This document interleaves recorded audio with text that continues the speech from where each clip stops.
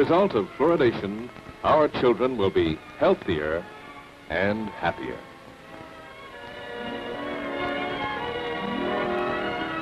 There is no health hazard that justifies postponing water fluoridation. You're not dealing with a benign substance. There's much too much risk for too little benefit. Fluoride is safe.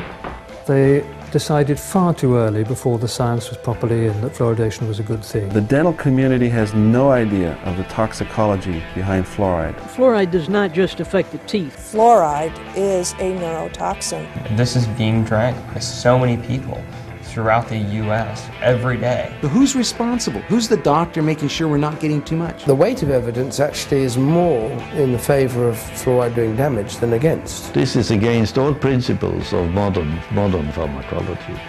It's really obsolete.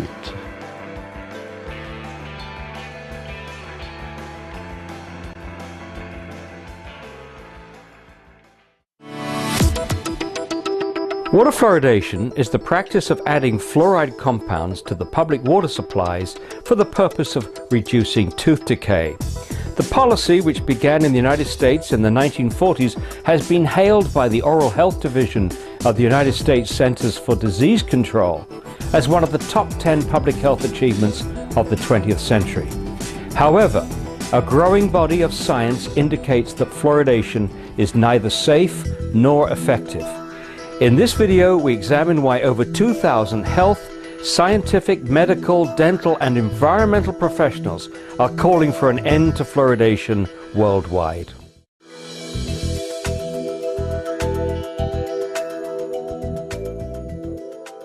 Water fluoridation is the dispensing of a drug. This is a way of delivering a medicine. Fluoride is a drug, is a medicine. Fluoride is being put in specifically to alter you physically, to make a physical change in you. This is not chlorine. This is not any number of the other chemicals that are used to treat the water, make the water safe and drinkable. It's not like chlorine used to make the water supply safe and kill the bugs in the water supply. This is the only thing anywhere in the world that gets added to the municipal drinking waters to actually treat the human, to treat the body. There is absolutely no drug on the market that's given in a one-dose-fits-all situation. It's absolutely obsolete.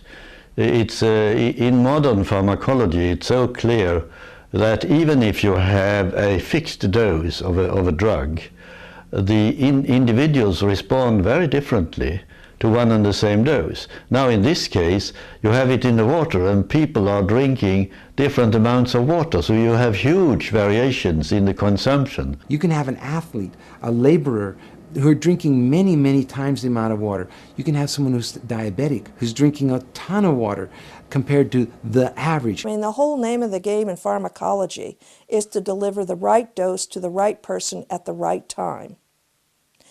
And that's not what fluoridation does. It can't do it. I would prefer an individual use approach. I would have no problem with a doctor or dentist prescribing fluoride for a patient that he was keeping in touch with and monitoring for possible side effects and for the efficacy of the drug.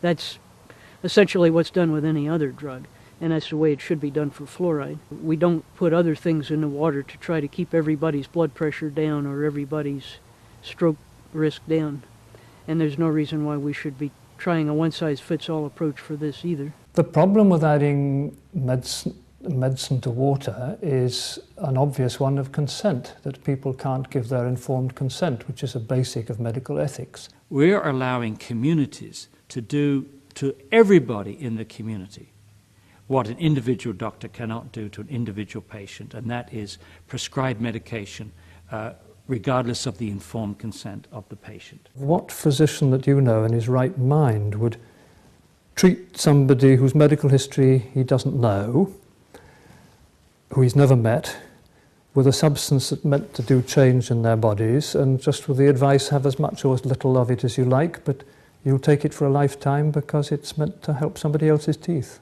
Voters medicate each other whether they want it or not. And if 51% of the voters say, we're going to medicate everybody in town, they all get medicated.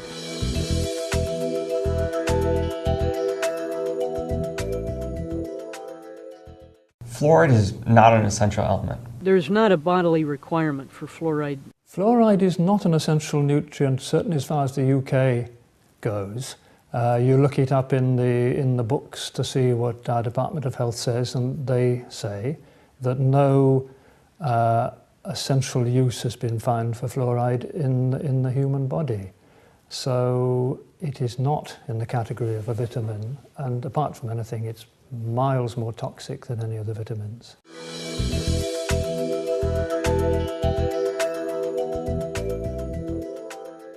Whatever benefit there is from fluoride on teeth is topical rather than systemic. It's been shown that it's really a topical effect principally rather than a systemic effect. It's effective topically, not when it's swallowed. There's no reason for people be exposing themselves, all their internal organs, to fluoride when, if it works, you can do something topically. If you want to prevent sunburn, you don't drink suntan lotion, you put it on your skin. And so if you want to have the benefits of fluoride in oral health, what you do is put it on the surface of the tooth and not drink it. The quality of evidence for topical fluoride is in a different league from the evidence on water fluoridation.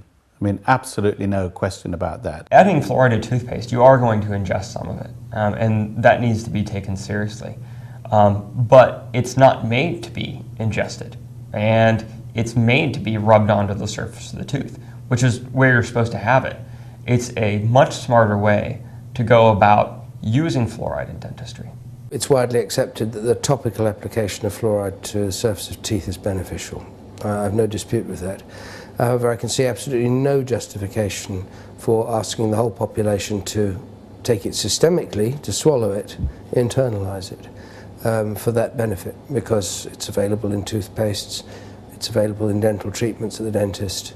So I don't think you can justify the fluoridation of drinking water on the lines of a topical treatment to teeth. It's illogical. One of the recommendations I've made is because we now know that it doesn't need to be swallowed, that the public has to be informed. Again, informed consent.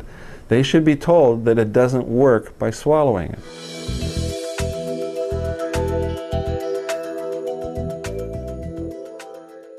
One of the things that the proponents are very careful to stay away from is to mention how many people don't fluoridate. Most of the Western world does not fluoridate their water. We are definitely in the minority in the fact that we push water fluoridation. Many of the countries in the world, the developed countries, no longer fluoridate, never did fluoridate. Most European countries do not fluoridate. Austria, Belgium, the Netherlands, France, Germany, Sweden, Norway, Denmark, Iceland, Italy, Greece, Portugal. The overwhelming number of countries in the world do not fluoridate, and guess what? Their teeth are just as good, if not better, than ours.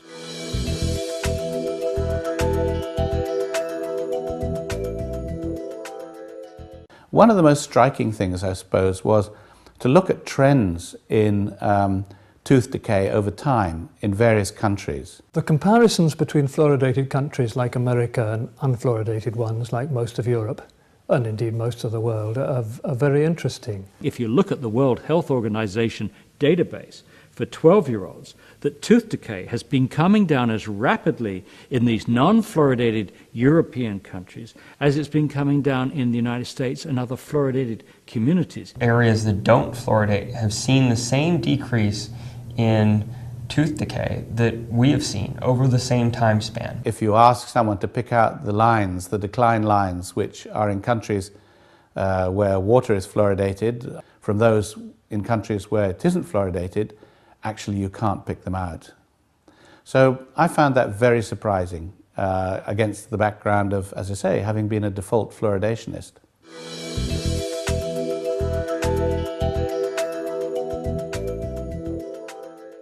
What you really need to look at and what matters at the end is what's your total body load. Children are getting a lot of fluoride from a lot of different sources. We've had a tremendous increase in fluoride from many sources. Water is one source.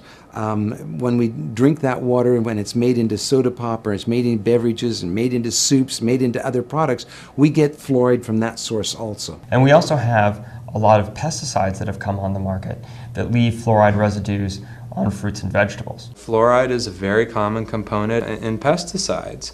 And so, if you drink a glass of grape juice that's a non-organic grape juice and it's got skins on it, you're going to get a very high level of fluoride just from your grape juice. And they're also getting it from toothpaste. Studies have shown that you swallow quite a bit of toothpaste, or the children swallow quite a bit of toothpaste. Even if they're told not to swallow it, it just happens by accident. They don't rinse as well as adults, and sometimes they don't have as good swallowing actions. And therefore they're getting a lot of fluoride from that. So who's monitoring this exposure of when are we getting too much? No one's monitoring that. Nobody's looking at the total exposure to ensure that we're not getting too much and that certain subgroups aren't getting too much. The reality is we need to reduce our fluoride intake.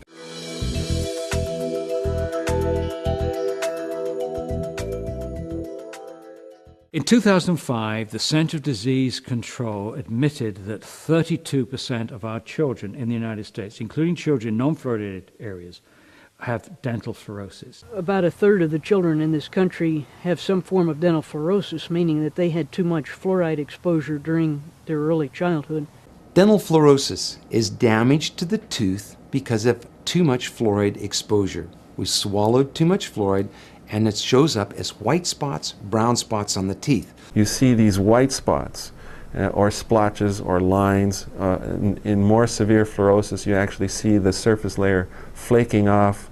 You see brown spots. And in severe cases, there's actual chipping and pitting and erosion of the tooth. Dental fluorosis is a biomarker that your child has been overexposed to fluoride during the development of their teeth. We now believe that there are several mechanisms involved. Fluoride could be inhibiting the enzymes, the serine proteinases that are degrading the final traces of proteins that are left behind in the teeth. The mechanisms have something to do with interference with the enamel-forming proteins or inhibition of some enzymes during that critical period. To do that, impacting those the enamel cells in the teeth, means that it can also impact cells elsewhere in the body. The promoters have always had this faith that you could damage the growing tooth enamel, the enzymes, the G proteins, or however that happens, without damaging any other tissue in the body at the same time. And I think that's very unlikely. Not only is it an effect on teeth, what's happening in the teeth is very likely happening in the bone as well, because we have the similar kind of structure of hydroxyapatite mineral structure in the bone and the tooth. Your teeth are sort of a window into the bone, a window into your skeleton. So if there's this adverse effects going on in the teeth, there are very likely to be adverse effects going on in the bone. It's a sign of toxicity. It is not just to be taken or dismissed as merely a cosmetic effect.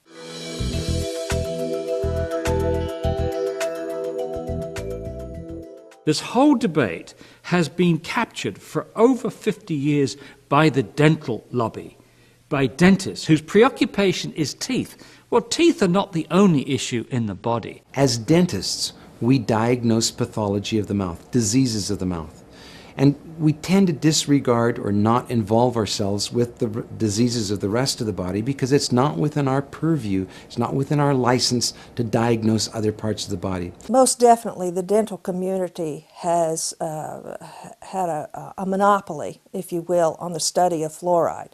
And they have absolutely used tunnel vision to look at fluoride as a dental concern. However, it is not just a dental concern. It's a toxicity concern. The National Research Council has a report that just came out in 2006, which is one of the best sources of finding out what fluoride is doing to the rest of the body. One of the most interesting things in the report is the diversity of the number of organs that are being affected by the fluoride beyond either the teeth or the bones. We do need to get away from looking only at fluoride in connection with teeth. We need to be considering its effect on a whole bunch of other systems in the body, on people's general health in a whole lot of respects.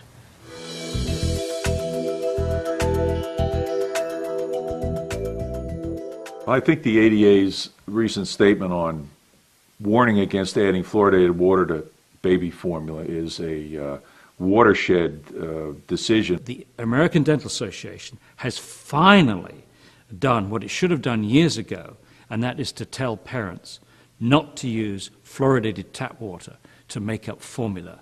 The American Dental Association recommends that we not have fluoridated water be used for making infant formula or for infants to drink. One of the messages which I think is extraordinary in this whole issue is that the level of fluoride in mother's milk is so extremely low. It's 0.004 parts per million, which is 250 times less than we put in the drinking water. There have been a couple men who have said, well, maybe mother's milk is flawed, but most scientists don't go that route. They say mother's milk seems to be the best we have, the best we know of, and if it's low in fluoride, maybe that's what we should have for infants, is low fluoride. Nature has devised a system for keeping fluoride away from the infant, and we're circumventing that by putting fluoride into drinking water. And I think there are consequences. I think parents should know that fluoride is an extremely active chemical when it gets into our body. It can interfere with the pineal gland. It can interfere with the thyroid gland. The thyroid gland and the pineal gland are both intimately involved with brain development, mental development. A real concern with young kids, especially with newborn infants, is that the blood-brain barrier is not fully developed at that point. And when children are drinking a formula made with fluoridated drinking water, they're getting a huge, an inappropriate dose of fluoride in the developing brain.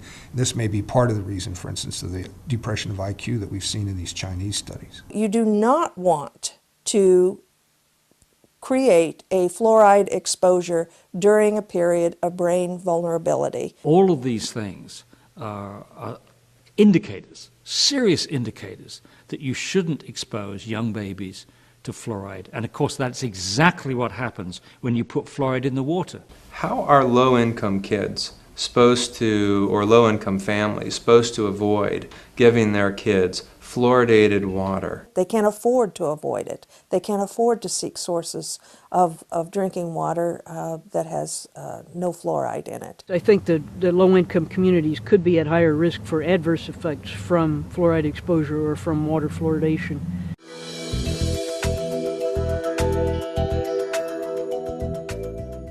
As far as I can see, there is no doubt that the intake of fluoridated water is going to interrupt basic functions of nerve cells in the brain. The NRC committee did review the available information on fluoride effects on the brain, on neurological function, and we concluded that there does seem to be evidence for some effects. There needs to be more study of several areas. There certainly seem to be effects on the developing brain, but there may also be effects on the brain in older individuals as well. The research on the brain since our study was published has absolutely confirmed what we predicted and what we reported in 1995. There are now 30 animal studies which indicate that fluoride could damage the brain. And this comes on top of a number of studies from China which indicates that fluoride lowers IQ in children. I mean, there's lots of epidemiological evidence now that, for example, it might affect the intelligence of the child coming out of China, and that's been reviewed by the National Academy of Sciences. They say that you can't be absolutely certain about it, but there's quite a strong indication, and we need further research. In my view, fluoride today, as far as intelligence and the brain is concerned, is where lead was in the early 70s.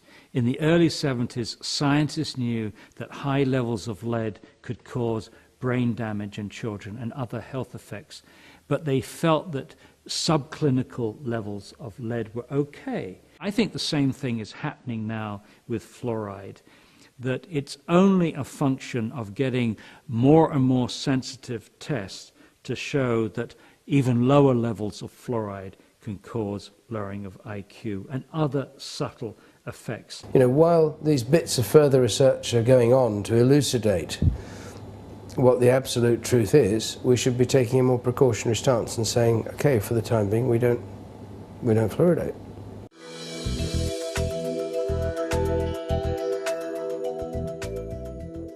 concern about fluoride and the effect on the thyroid is multifold. Fluoride was used to suppress hyperactive thyroid, especially in Europe back in the 40s and 50s. And the doses that were used to suppress thyroid activity are now in the range that people are getting in the U.S. from this vast overexposure to fluoride. There's a consistent body of literature that indicates that fluoride exposure does reduce thyroid function in humans and in experimental animals, and that the exposures in humans associated with these effects are in the range of exposures that are expected with people who drink fluoridated water. A large percentage of the population of the United States does have some problem with the thyroid gland. The large number of people who have hypothyroid, underactive thyroid now, may very well be related to the fact that there's so much fluoride in the environment. The ingestion of fluoride does affect the actions of the thyroid gland. A hypothyroid individual should definitely be concerned about drinking fluoridated water because it would take a very serious clinical condition and it could make it even worse. The effects of hypothyroidism, even probably borderline hypothyroidism, are things like depression, lethargy. When a person just doesn't feel like getting up and doing anything, there are obviously a lot of things that can cause that, but low thyroid function is among them, and low thyroid function is a contributor to depression in some, perhaps many people.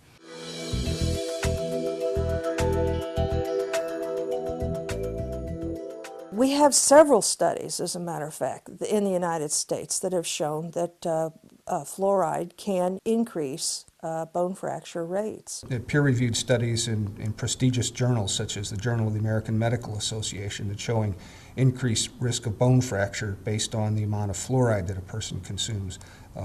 And consuming it in the level that people get from drinking fluoridated drinking water. We do know from animal studies that the strength of the bone actually starts to decline the more fluoride you have in the bone. The fluoride makes the bone more brittle. Sufficient accumulation of fluoride in the bones seems to make them weaker. It makes them more dense on X-ray film, but this is associated with a more brittle structure. Of course, we're concerned about hip fractures because that's a huge cost to the healthcare system. Hip fracture in the elderly, in all too many cases, means that that person is not going to walk again or will even die.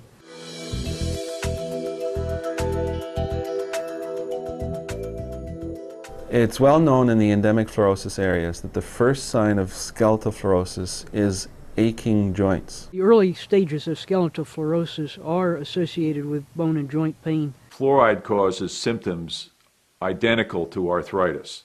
You cannot distinguish the fluorosis or early fluoride poisoning from rheumatoid or osteoarthritis. It's very much the same.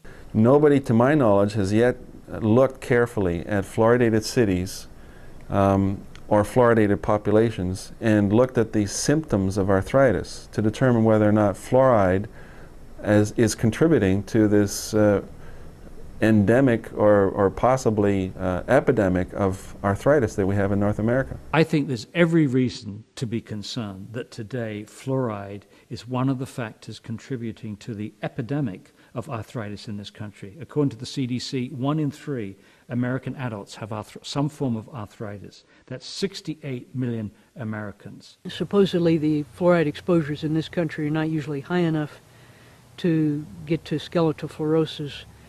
But again, that's an area that really has not been studied well. I think it's likely, it's not a given, but I think it's likely that a lot of early stage skeletal fluorosis does show up as bone and joint pain, but it's never recognized as being skeletal fluorosis. If I was an arthritic individual, I would be eliminating every possible source of fluoride exposure that I could think of.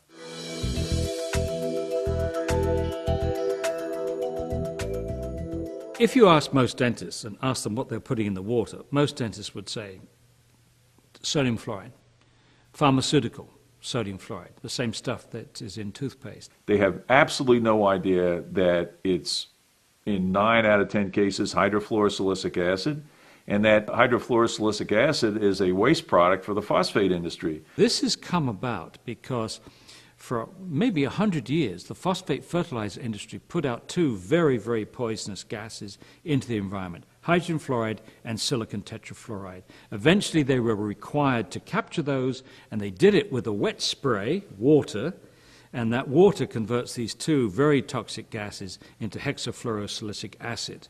And it's this scrubbing liquor, which is about 25% strong, is put into tanker trucks, driven around the country, and added to our drinking water. If this stuff goes out the stack, it's an air pollutant.